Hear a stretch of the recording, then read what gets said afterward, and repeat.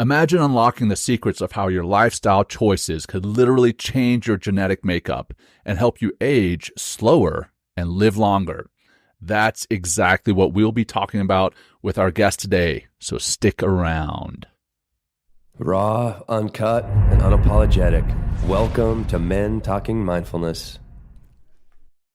Hey everyone, welcome back to Men Talking Mindfulness. Today we've got Dr. Tshaka Cunningham as our guest, the Chief Scientific Officer at Polaris Genomics. Genomics. Okay, all right. And he also heads up the Faith-Based Genetics Research Institute.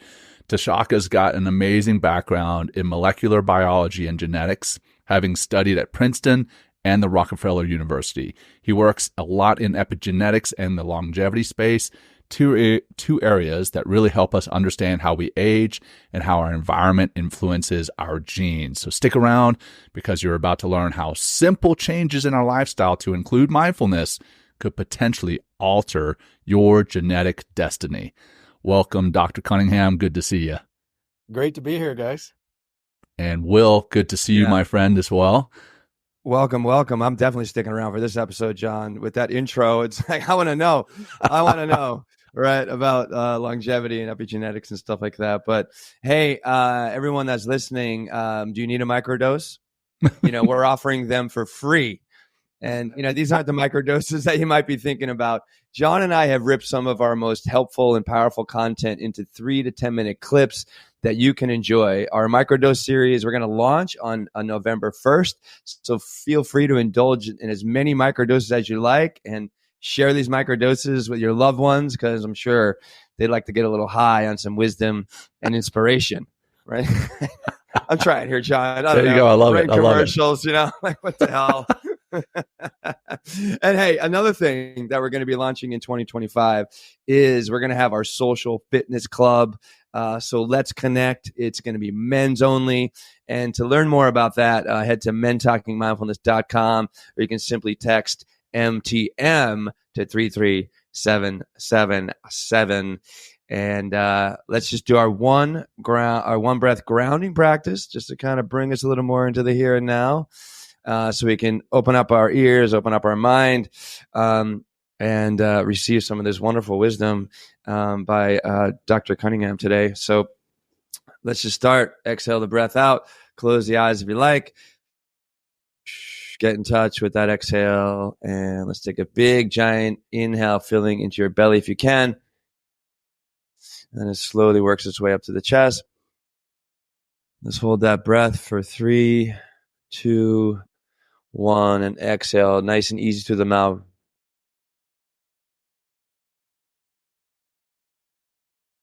Fantastic. And hey, thank you all for being here, for tuning in, for sharing our podcast, for helping us grow, and for becoming more mindful. All right, let's jump in.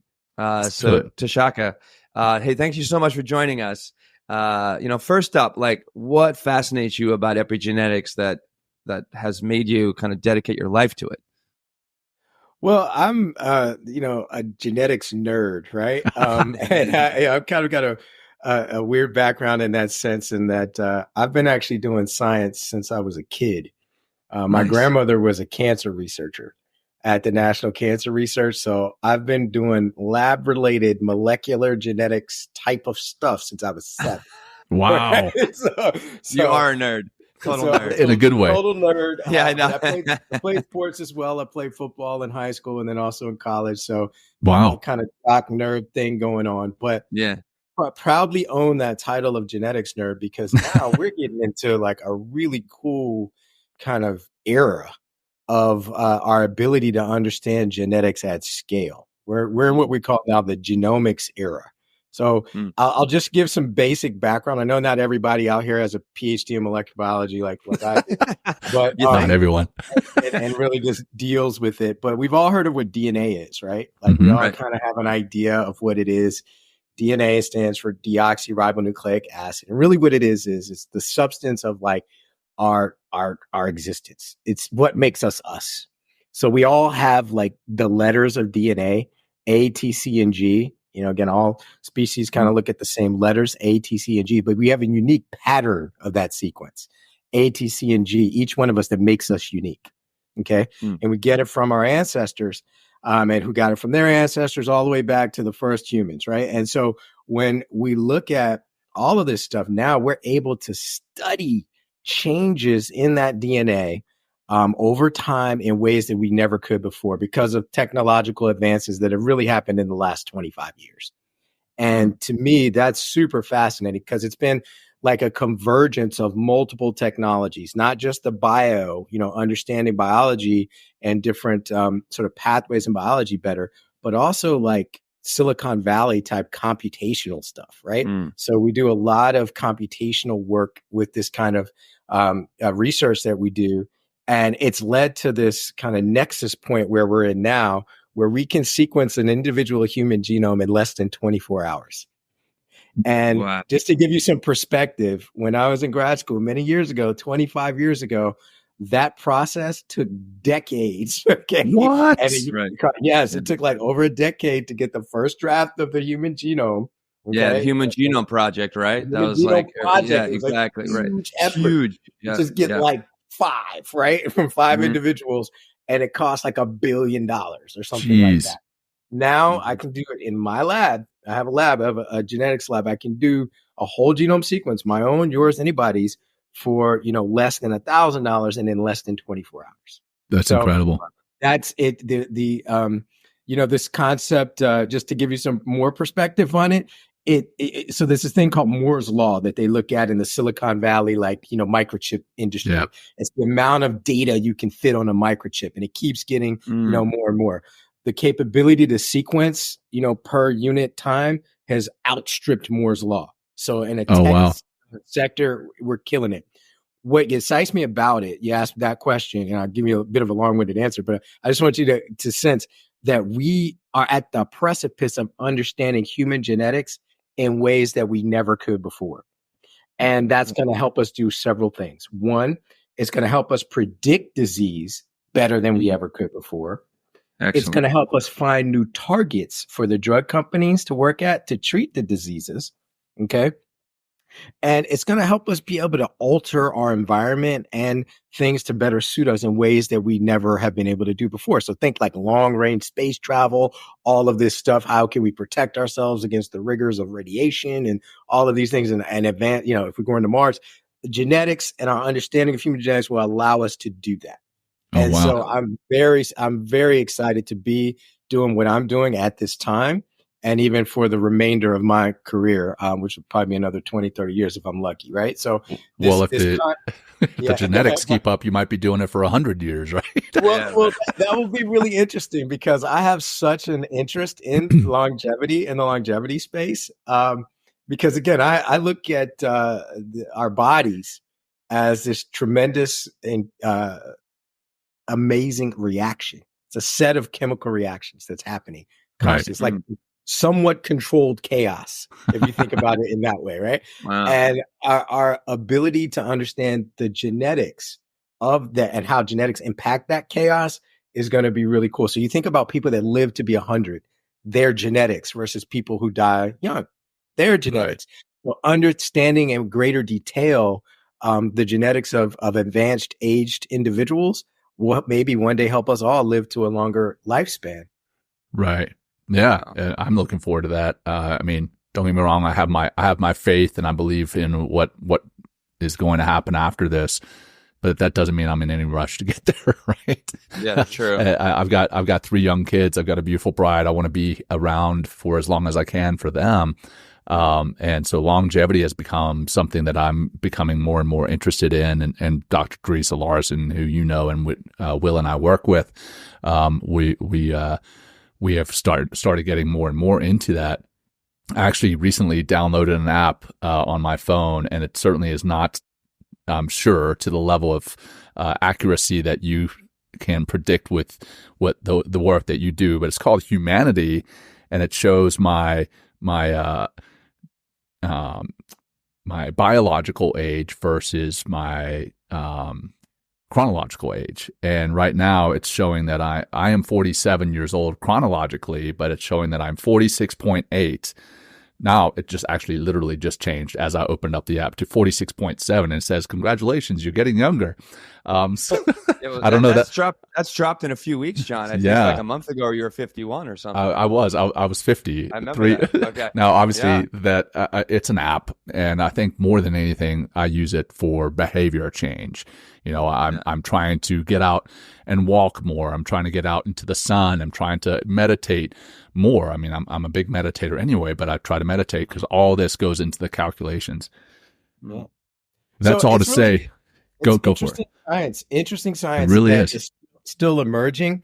But what those kind of apps and things are getting at is when they talk about your biological age, it's really a kind of a measurement of the density. You mentioned epigenetics. What is epigenetics? Yes, that was the next question. Right? Yes, let's so get in there. Genetics, which is kind of your baseline, right? Yeah. And then epigenetics is like how the environment impacts your genetics. That's the way I like to think of it. It's like external too, right? And so how do these external factors impact literally your DNA? So there's a process that can happen that happens throughout your lifetime called DNA damage. So your DNA gets damaged repeatedly just by living, by, average everyday living, UV light, toxins in our environment. So, like sunlight, toxins, all this stuff, they damage consumption of food, I'd imagine, different foods, that preservatives, right? Yeah. Stress, that's the big damager of DNA. So you talk about mindfulness, cortisol levels being too high and inducing stress really is like taking the Russian roulette shots at your DNA. That's what I like to call it. That's just pretty morbid.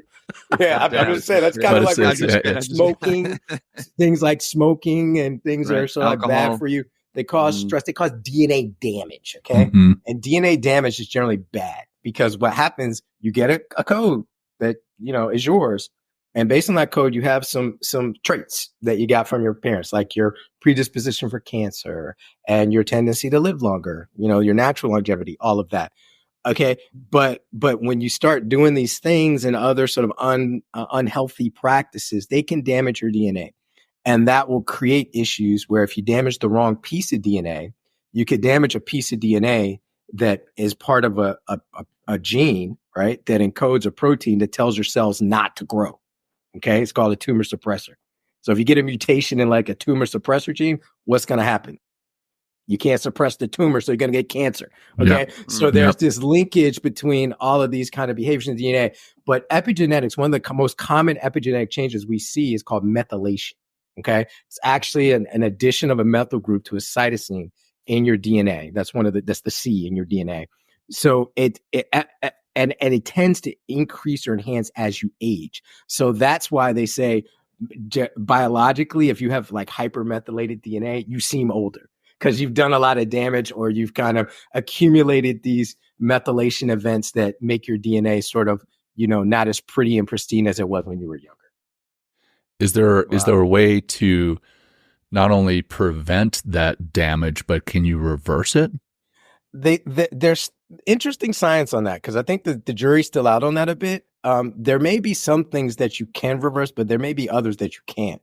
And we don't understand enough about it yet, to be frank, that we need to do a lot more research in that regard. But the general consensus is that if you can just do certain specific things that just engender a healthier lifestyle, you can prevent DNA damage. And that is something that is known. Like you can do things that will sort of reduce your stress. You can not smoke. You can exercise, which tends to help with these things. And then you can create a general anti-inflammatory environment in your body because inflammation is the other major culprit for DNA damage that will kind of protect your DNA more because you only get one set of DNA, one sequence. Right. And when you start, like I say, playing Russian roulette with it, doing all these other things, and these unhealthy behaviors, you're really setting yourself up for a bad outcome. Well, I think one thing that would be important, you said inflammation, and epigenetics, what are some of the inflammation agents that really, or things that cause inflammation so we can stay away from, so we can protect our DNA and take the gun out of our hand, if you will. Yeah. Sorry. Right. And it's a cumulative effect. A lot of things can cause an inflammatory situation in your body. And, stress is the biggest one. I think Right. there's long-standing links between stress and higher inflammation. I Diet. hear more and more. Diet like seed oils. I keep hearing diet, more and more. Okay. Eating foods that are sort of like create a less sort of oxidative reaction in your body. So antioxidants are good, right? Like these kinds of things that's why you hear these things that are good for you, like antioxidants and other things. They're just trying to lower your overall sort of status of inflammation in your body. So things, I think, again, stress is a leading cause of it, diet, lack of exercise, and then other things like smoking. Smoking is like, when I look at what smoking does from an inflammatory perspective, I'm like, why do people even do this? Because it's just like, it's like setting off a bomb in your immune system. Okay. Right. And that's what inflammation is. It's really like your immune system kind of going haywire. It's trying to fix stuff. Your immune system is what you have that helps protect you against the environment, infections and everything. And when you have all these toxins and other things like arsenic and the tar and all that stuff that comes in, let's say with cigarette smoking in your lungs, then you're setting off a bomb, inflammatory, and it goes throughout your body. That's why smoking is such a big risking indicator for a lot of other conditions like heart disease and other things that thrive on inflammation.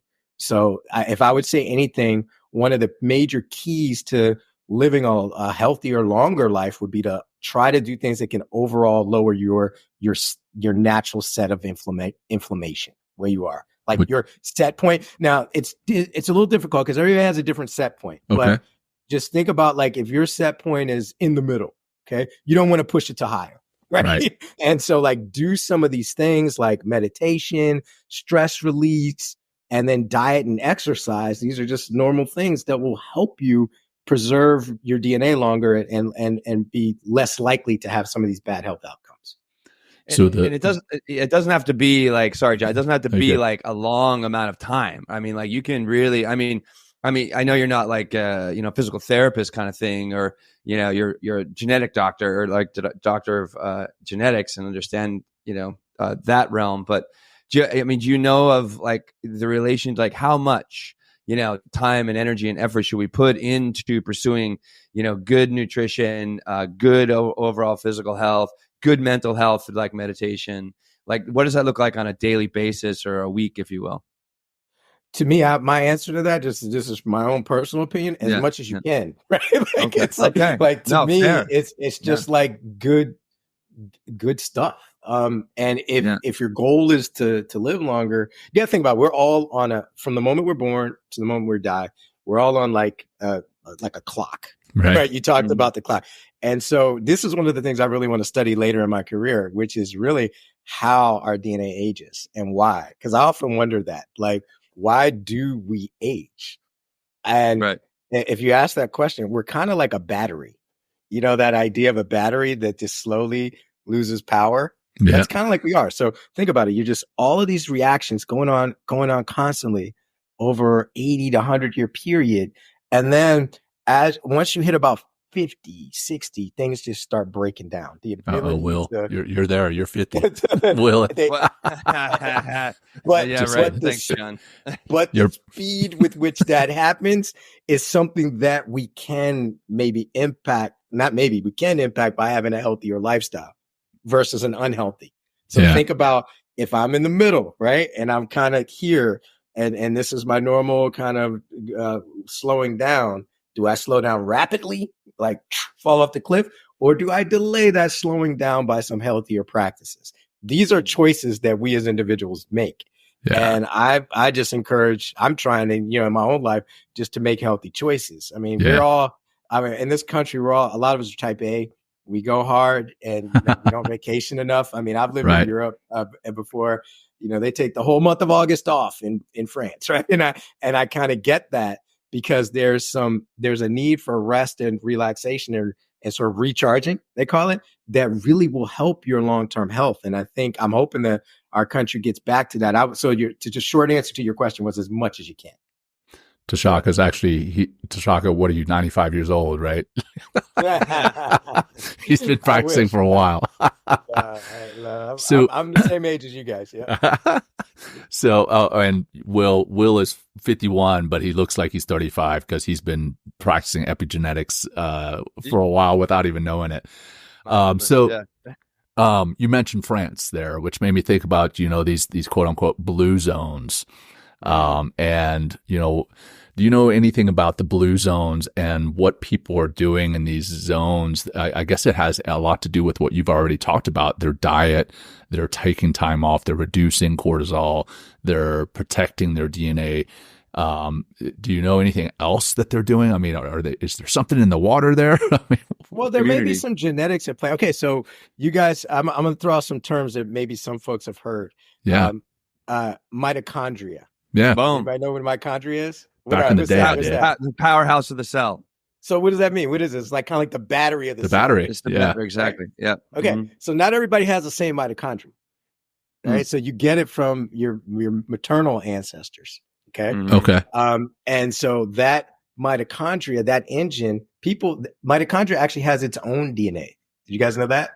I did. Yeah, I've heard that actually. I studied biology, so I know a little bit about genetics. I started doing my master's actually in molecular genetics like years ago. And one of the theories is, and tell me if I'm wrong, is mitochondria, they believe, used to be its own cell and then was incorporated into the eukaryotic cells that we have. Whoa, you guys are, I need to step out of this conversation. I'm getting left behind. Well, I'm very impressed with you, Will, because you just described what we call in biology the endosymbiont theory, right? Woohoo, yeah. Boom, right? Got the mic. Make your mom proud all those years of education, I know, right? But no, that's exactly right. So billions of years ago when we were emerging as organisms, out of the goop, you had these smaller organisms that were almost like bacteria that got absorbed into what is now us, and they became organelles in the cells. So that's what you call the mitochondria, it's an organelle. And its primary purpose is to produce ATP, right? Which is the powerhouse engine. It's like the fuel of our cells, the energy. That's why we got to eat to kind of do the whole electron transport chain and make ATP, right? So adenosine triphosphate, right? Exactly. It's all right. There. Now I just had to say that just so I could catch up with you guys. John's flexing his big brain right now. We're fucking nerd posturing right now. I love it. I love it.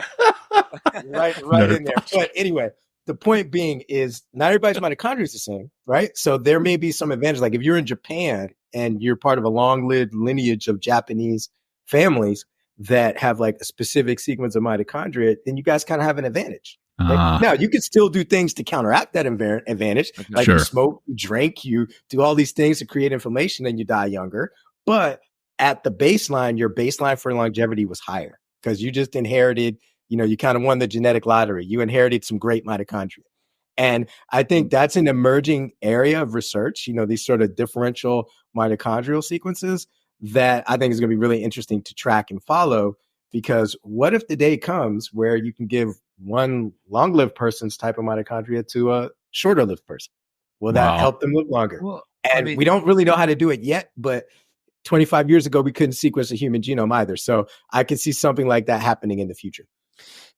Would epigenetics influence the DNA in the mitochondria? You know what I mean? So you don't win the mitochondrial lottery, right? And you have like a bunch of maternal mitochondrial DNA that is not, high functioning. So say it's instead of it being a 10, the best, it's only like a 5, right? So can we do something in our lifetime? And maybe it's not completely possible to re-engineer all of our mitochondria, but can we do something in our lifetime, pursuing more healthy lifestyle choices, doing things like we've kind of talked about earlier that can influence the mitochondrial DNA that eventually may pass more healthier or more, genetically, like a way that we can bring more of the genetically optimized mitochondrial DNA to, our offspring?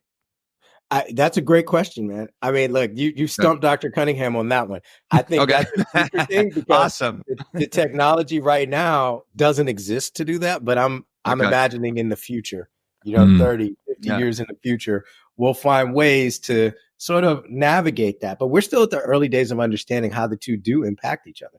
So mitochondrial sequence versus the germline genetic sequence of the individual, right? So we don't, I mean, these things are starting to be appreciated just now in the last few years, even in the midst of, while we have these amazing technological advances, and I don't know how much your listeners know about this, but this is something I've been tracking as well. We can now edit the genome. Yeah. So have you ever heard of this thing called CRISPR? Yeah, CRISPR is a motherfucker. Yeah, What is it? Amazing. Yeah, please. Yeah. So I teach my kids about this, and I teach a group of young men here, K through 12, sixth graders, on how to do molecular biology. So they're learning how to do CRISPR gene editing. And so it's pretty cool. It stands for clustered regularly interspaced short palindromic repeats. But for all of you guys out there, all that really means is that we can now go into the human genome with not that great precision, but, you know, somewhat, and actually fix something, change it. That's scary. That's scary as hell to me. But the technology has existed since 2012 to do that. And now they've cured at least one disease with that, sickle cell disorder, which is a single genetic trait. They've actually fixed the sickle cell mutation in people and cured their sickle cell disease. Wow. Okay. So I imagine that kind of technology is going to just increase.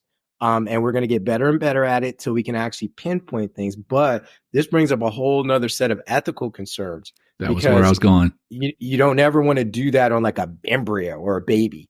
And there was a famous case in the last few years of a rogue Chinese scientist that kind of did that and gene edited a baby. So that's tantamount to human cloning, and that should never be tolerated. Like, to me, when you're messing with that, like, you never know what could happen, because you may have changed one thing here, but you don't know the other 100 or 1,000 things you're changing that could now screw up the whole human genome.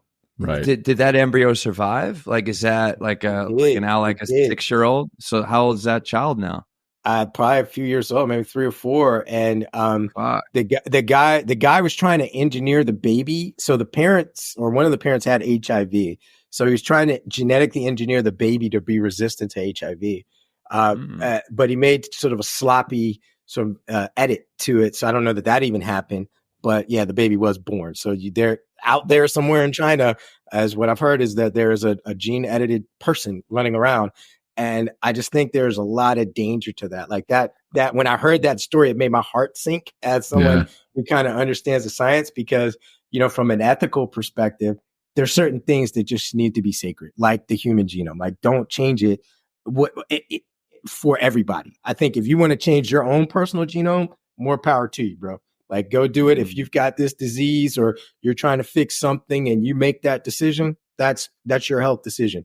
But when you're like changing it writ large and just kind of unleashing it on the world, I think that's too dangerous. Okay. So basically doing it for an embryo, and then basically, like you said, human cloning at that point, that's the line that's crossed. Is that it? Exactly right. Okay. When you start doing that on embryos and introducing it into our germline DNA, right? That's not, you know, specific to that individual. That can go out and be transmitted to anybody else. Okay. That's a problem. Versus if I wanted to take, let's say, my stem cells out of my bone marrow, alter them, and then put them back into my body. Hey, that's me. That's nobody else. I can't pass that on to my offspring. Gotcha. Wow. Fascinating tech, though, right, guys? It's the wild. era that we're living in. Yeah, that's something that's getting a lot of press, is stem cells. And I know stem cells are basically, and please give us more of a detail about it. They're undifferentiated cells. So they're cells that haven't been predetermined as far as their phenotype, right? Like how they're going to be fully expressed, correct? I gotta say, Will, my opinion of your nerdism is just like off the charts right now. But it's I am impressed. Maybe I'm making a fucking false assumption or like talking out my ass here. But what I do know about genetics and stuff like that, it's like, so yeah, these stem cells, like, they're getting a lot of press because of the power that they have on the human body because of that undifferentiation. So can you just tell us a little bit about stem cells? Because I'm hearing more about stem cells therapy, and it's actually a fantastic way to heal tissue and that kind of stuff in the human body, which we haven't been able to do before. Yeah, so I love it. And I love how you're introducing these terms. You know, again, stem cells, or we call them pluripotent stem cells. That means a cell that can literally become any kind of cell in your body. right? Yeah. So when we all start out at that embryo stage, we're all like basically stem cells, right? And then they start to divide, and what we call that big word you just used will differentiate. That means turn into the different cells that become the organs of your body. And everybody, what's encoded in our DNA is called a fate plan. Like for every one of your cells, like what it's going to become. And things like methylation to play a role in that as well. I'm going to get a little nerdy on you, but methylation is a way that biology uses to control gene expression, the timing of gene expression.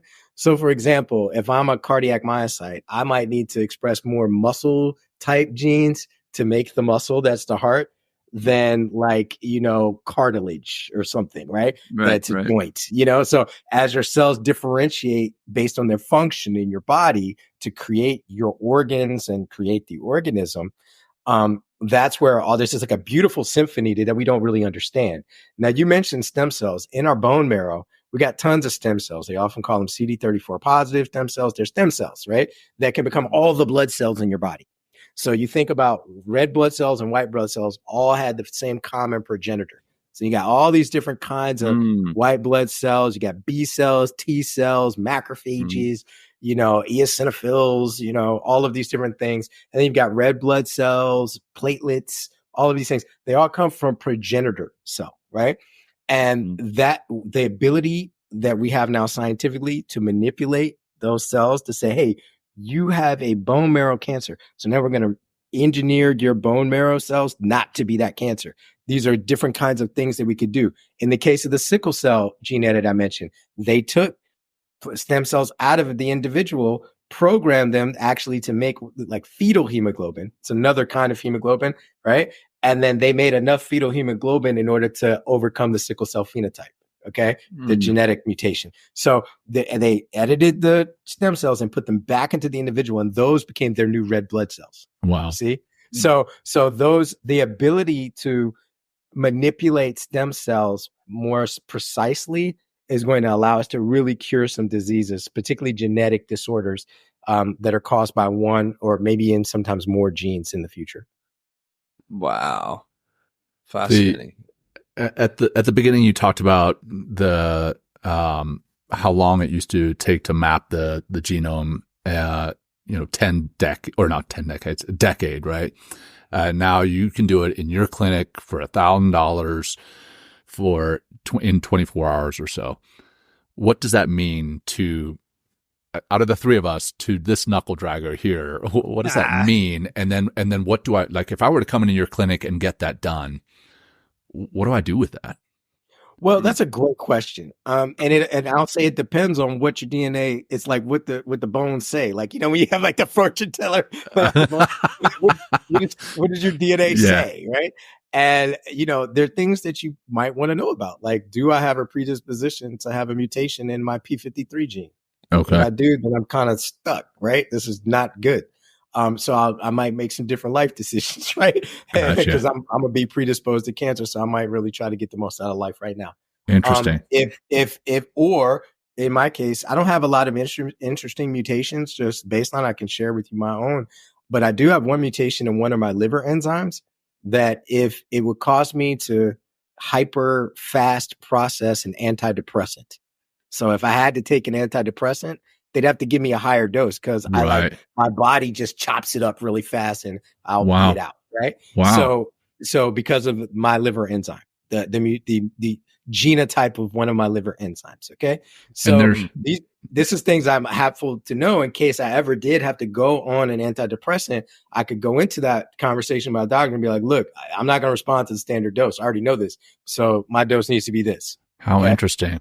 So, and this is an emerging area of medicine called pharmacogenomics, that knowing those kinds of things will help optimize, your treatment. And I think I'm looking forward to genomics further making its way into clinical practice so that we can improve treatment outcomes that way by getting a lot more precise. Unbelievable. And I bet you there are other people that have that same mutation, and are taking antidepressants and it's not affecting them at all. And they're like, well, what's happening? Wow. Yeah, That's all I can say. That's one example. And again, another extreme example. I'll use the celebrity example, Angelina Jolie. Right? Okay. She took a test, and her mom, I think, passed a breast cancer. She took a genetic test, and so she carried a BRCA mutation, and that's a breast cancer causing gene, right? And so she opted to have an early mastectomy, right? Wow. And Like that probably proactive. saved her life, right? And so Wow. when you think about that kind of this, now that was more of an extreme situation.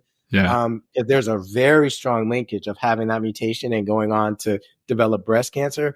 Genetics isn't like absolute, though. I mean, I want everybody to understand that. It's just like, just because you kind of have that predisposition, it's not always guaranteed. absolute, but in some cases, it's really strong. Like the BRCA1 breast cancer linkage is very, very strong. So if you have one of these BRCA1 variants, you might want to do something about that early. And she chose to, have the mastectomy. So if we're going somewhere, if we're looking to have that done, what kind of clinic are we going to? A genomic clinic? And how many are there like in the country of those? Well, no, I mean, you can get it done by you just got to pay for it, right? So you can go and get whole genome sequencing done. There are a number of different vendors. I'm not going to single any out. Yeah. But you had your other types of things like Ancestry, and you've heard of 23andMe. They're not doing whole genome sequencing though. They're like sequencing like small bits of your genome, maybe like 10-15%. The rest is not being sequenced in that method. It's a different technology that they use called microarray technology.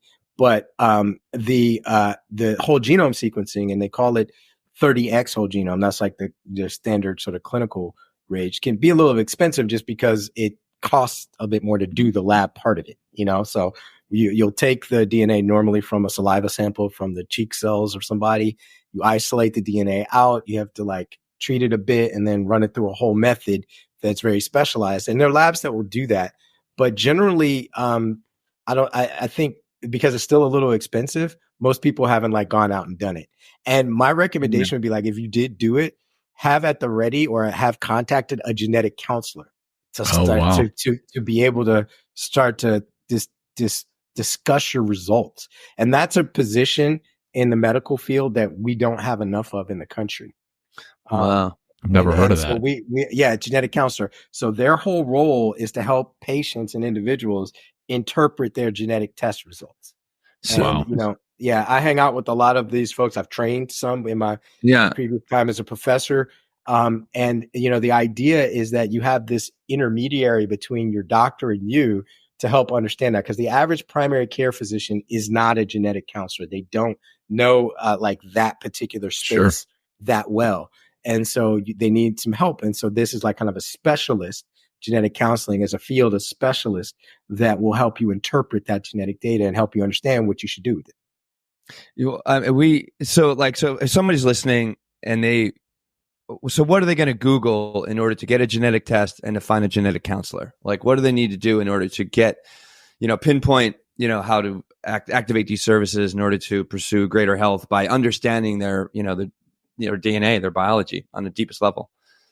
I think you can Google, clinical grade whole genome sequencing, right? Okay. And something like that. And but like I said, I wouldn't advise doing that unless you had either some sort of family history of something. Okay. If you're just curious, you can do it. I mean, it's up to everybody, but generally, your doctor will order it if you had a family history of something. They'll order either a specific type of test, specific genotyping test, or an actual whole genome. And so I think that that's generally a medical decision you make in consultation with your provider. But for me, I've had my genome sequenced 4 times, and I've done it twice myself. Just because you're not really supposed to do that, but I did it just out of curiosity. I would totally. Just because I have whole saliva present. Yeah. And like I said, for me, it was interesting if the situation arose, I was on that antidepressant. But what I actually found was that genetically, I'm kind of like inert or whatever. Like I'm just normal, I guess. Not normal, but I don't have a lot of stuff to be worried about right now. Yeah. But that's not to say, like I said, genetics is a baseline. That's not to say that if I made some different choices in my lifestyle, or, was stressed and kept up, bad living, that I wouldn't damage my DNA and then I would have a problem. Right. Yeah. And so I think that, as a baseline, I'm a firm believer everybody should get their baseline genetics done, so we know what we're dealing with, and then have at the ready access to genetic counselors. And now they have telegenetic counseling services where you can zoom in and talk to people, blah blah blah. I'll make a plug for a program that's actually free. I don't know that they're doing whole genome sequencing, but they're doing definitely a lot of genetic testing. It's the NIH All of Us program. Okay. And I'm actually through the nonprofit work I do. You mentioned Faith-Based Genetic Research Institute. Mm-hmm. That's a nonprofit I work with to get information out there, generally through communities of faith, churches, and other things about what is genetics and why should you care about it, right? And one of the projects we have going on with the NIH All of Us is just let people know about it. This is actually taxpayer funded. So they're going to collect 1 million citizens' DNA and sequence it and de-identify it. That means take all the specific information that would identify you out of it. But if you had like a disease predisposition or were experiencing disease, they'd have that information. And that's going to help scientists understand what genes are responsible for what diseases. Because that's the data that we really don't have as much. Yeah. We have it for some things. Like I gave you that breast cancer BRCA1 thing. But there's like countless other conditions that we don't fully understand genetically. And that's why we need to do research on like millions of people to get at that information. Wow. The future is really bright. I want to talk about one more thing on the genetic realm, and then I want to go into kind of what you're doing, Polaris, and how it's tied to mental health. But another thing that I really keep hearing more about, and something I studied, when I did, my biology degree years ago, is the telomeres and telomerase. And what I understand about the telomeres, the end of the DNA sequence, and actually as we age over time, they shorten, and that's really kind of the aging process. And now there's more information out there that we can actually introduce or influence or elevate our telomerase levels in our body, which is the enzyme that helps to, I believe, shorter or interrupt that process so aging is slower. Tell me if I'm on the right track here. I think it's the inverse. I was under the impression that telomerase is actually the thing that kind of helps chop things up, right? Oh, okay. Got it. Right. DNA, right? Which gets shorter as you age. So you kind of want to inhibit that process. Okay. So if you have some things that can inhibit telomerase, that would be awesome. And that's one thing. Again, these are one of the great whys. I have all these great whys that, when I die and go meet my creator, I'm going to ask him, like, why did our DNA shorten? Why did you make that happen? Like, why is that kind of what happens? Why do we acquire more methylation over time? And why does our DNA shorten? It's just like kind of how the battery starts to wind down, right? When you think of it like that. So yeah, and we don't all do that at the same rate either. So, and I imagine lifestyle choices, like whether you're going to be a smoker or whether you're going to work out, or be an alcohol consumer versus eating healthy foods would make an impact on the amount of telomerase in your body, which is causing you to age more. Exactly. So think about, so if we want to think about telomeres, think of your body as like a house, right? And telomerase is kind of like a termite. Right? Okay, got it. Beautiful. Thank you. All right. How do you prevent the termites? So you put some things, you live a healthier lifestyle. You try to make your temple stronger, right? Yeah, right. You strengthen the wood. You do things to treat it. That's what living a healthy lifestyle, mindfulness, and reducing your stress will do. The termite's still going to try to eat, and it might even eat you, right? But you can slow down the process so it doesn't implode your house. Love it. I love that. So you talked about Moore's Law earlier, with the old, hey, every, 6 weeks, 6 months, the power of computing is doubling. And I know it's now probably way faster than that. And a lot of what you mentioned, the reason we are where we are is because of technological advances. How do you think AI is going to help this area of science, or is it? I'm sure it is. It's going to impact it in a major positive way, because I'll tell you, we use AI a lot in our work at Polaris, and we need to. What we're doing with Polaris is really cutting edge, and I'm very excited about it. I used to work at Department of Veterans Affairs, and I ran the research program for aging and neurodegenerative rehabilitation research for the VA for about 9 years. And I remember when I was at the VA, I met several veterans that had struggled with PTSD. Mm-hmm. And I remember thinking, like, why don't we have anything better for this thing? Like, you think about PTSD that affects millions of people, particularly a lot of service members who put their life on the line and then have maybe returned from the battlefield, but then have this invisible wound, post-traumatic stress disorder that's real, that was causing many a veteran to take their own life, to commit suicide. Mm-hmm. So one of the things that inspired me with my co-founders with Polaris, Charles Catlin and Dr. Anna Clario, who are both veterans, was to, what can we do about it? Can we just start to address the problem? Well, one of the major problems is, how do we even determine what PTSD is? Do you guys know how we do that right now? Yeah, you ask questions.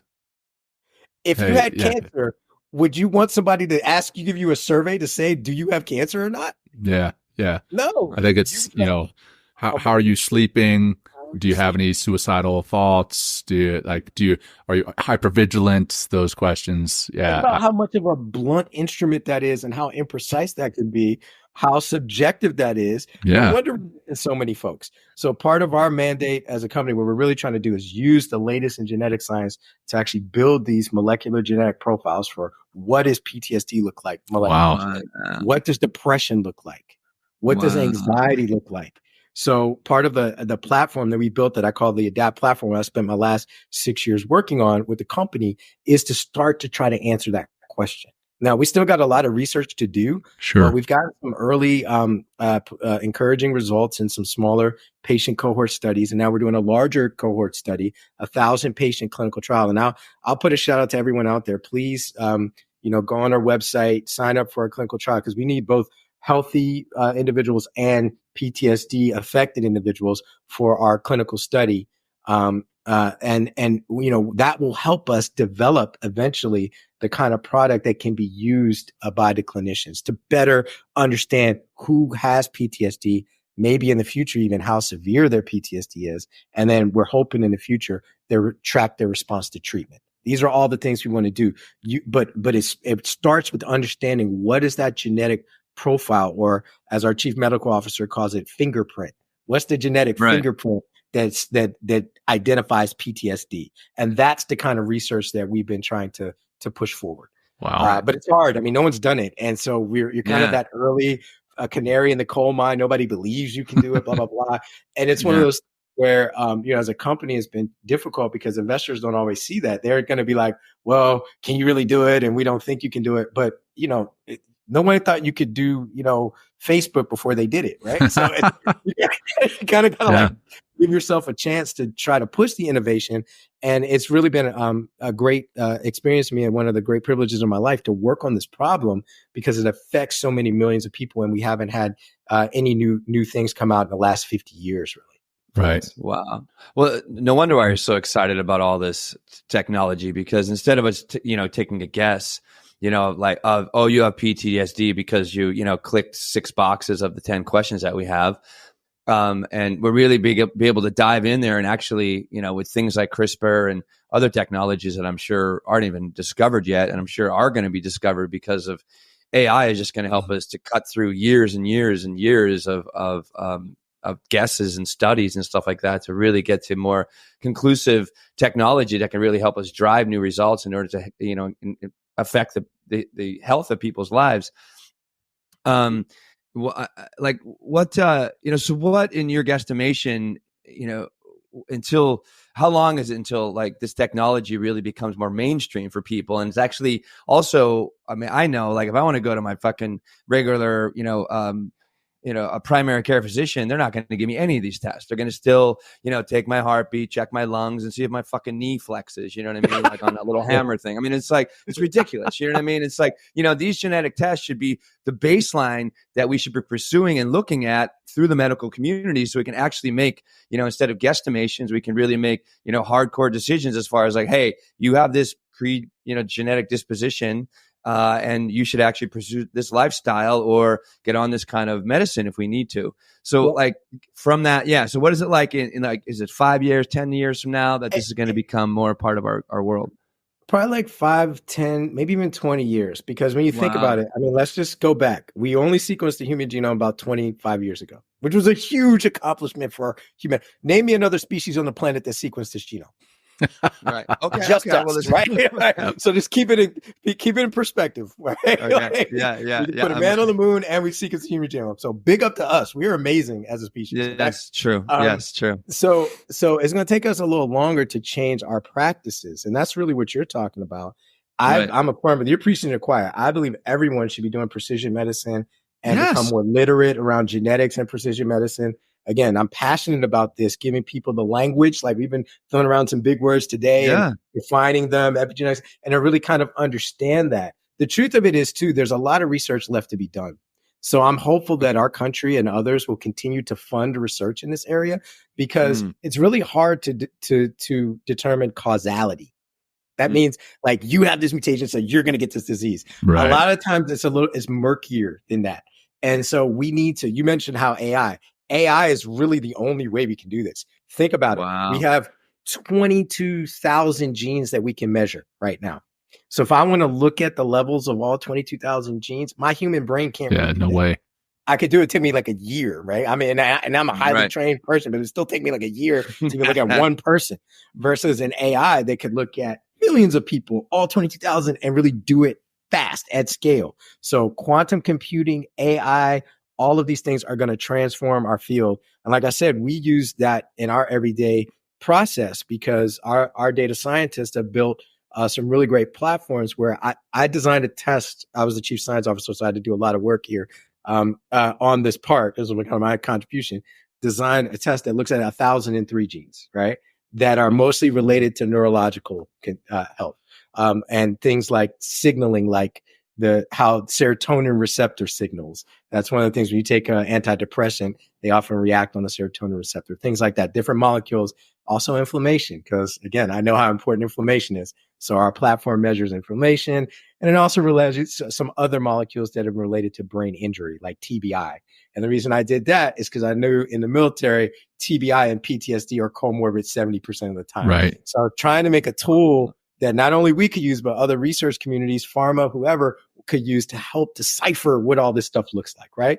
So even with that, we have a heavy reliance on AI. Once I generate that sequence data from the individual and hundreds, maybe thousands of individuals, now AI can go through and comb the pattern of those 1,000 genes in each individual and start to zero in on which one associates with disease. And that's what we've done with our first PTSD product that we're clinically validating right now. And so it's still going to take several years for us to do thousands of patient studies that the FDA requires for us to be able to release a test to the market. But we're committed to doing that. And I'm hoping that we can get more investor money and not run out of money before we can finish that part. Right. So that's kind of like where we are. But it's been a very exciting journey, a great effort. And like I said, our whole team has been impacted by this, either having been veterans or served veterans, and have really seen that we really need some new tools like this. So we're passionate and committed to try to bring something to the market. Amazing. Beautiful. Well, yeah. Thank you for what you're doing. And as a veteran myself, as a veteran with both post-traumatic stress and TBIs, I am very thankful for what it is you're doing. And I know many of our listeners are going to be thankful too. If they wanted to contribute to this study, you said, hey, we're looking for healthy people to contribute to the study. We're looking for people with post-traumatic stress to contribute to the study.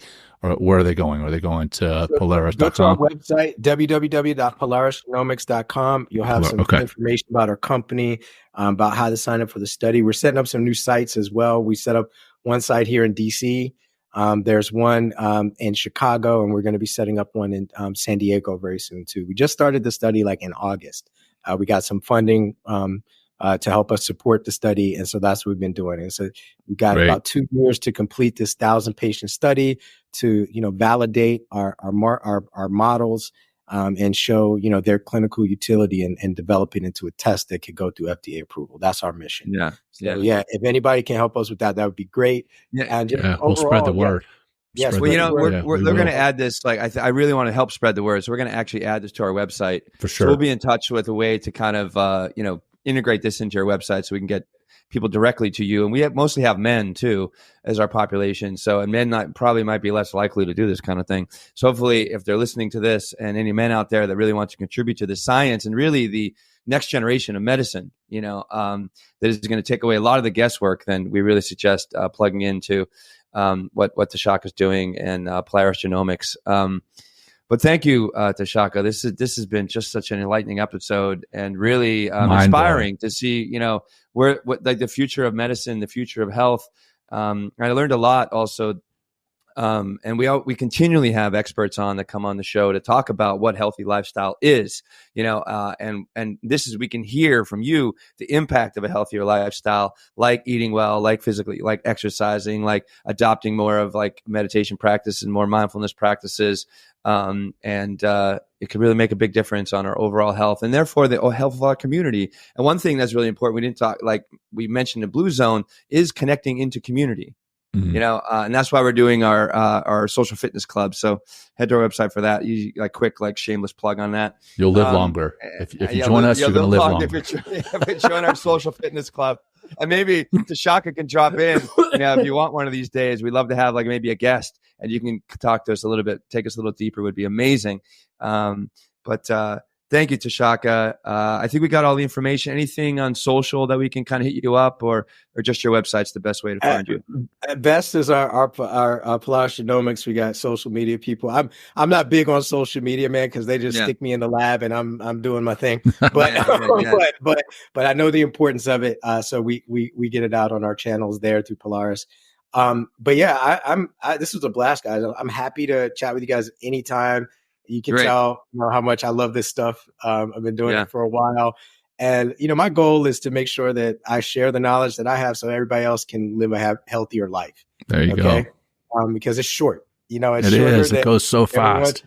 So you really want to get the most you can out of it and really, give back to the community that you're in, because that's going to improve your life. And so I love that concept of community and our, giving ourselves comfort. In trying times, I think even as politically divided as everybody feels at this moment, we are all part of, the same family, human family. And if we put our arms around each other and really, be able to create those caring environments, that's going to lower everybody's stress. That's right. And lower stress is going to lead to a happier life. Amen to that. And apparently a longer life. Longer life is going to preserve your DNA. There you go. There you go. Man, what better way to end the conversation than that? Tshaka, been phenomenal having you on here. And let's jump into our closing practice to help us all, the three of us here and our audience, do one more closing grounding practice to help us all lower our stress levels and live longer. So we're just going to do just like Will did at the very beginning, just one breath grounding practice. I know everybody listening to Tshaka got very excited about everything that we're talking about, and listening to Will and you guys, the two of you guys, wow. And I'm on a different level. You guys are on a different level. So anyhow, let's just bring ourselves into this time, this space, by bringing our attention to our breath. And we'll begin by emptying our lungs with that exhale. Nice, long, slow exhale. And now the reverse, a nice, long, slow, deep, innocent breath in, hold, and release. And as you release that, just feel the stress releasing, imagine it releasing, visualize it releasing, and go ahead and start to bring some movement back into your bodies. And if your eyes were closed, go ahead and open them back up. And Dr. Cunningham, this has been phenomenal. Thank you so much for being here. I'm going to come back and watch this several times over, and we're excited to share this with our community. Thank you so much. Thanks, guys. It was a total pleasure. Treat for me. And anytime, guys. Keep doing the great work you're doing with your podcast. And thank you so much. Thanks again. All right. And for our listeners, thank you all for tuning in. And until next time, peace. Take care. Everybody, thank you. Thank you for joining us today. We hope you walk away with some new tools and insights to guide you on your life journey. New episodes are being published every week, so please join us again for some meaningful discussion. For more information, please check out mentalkingmindfulness.com.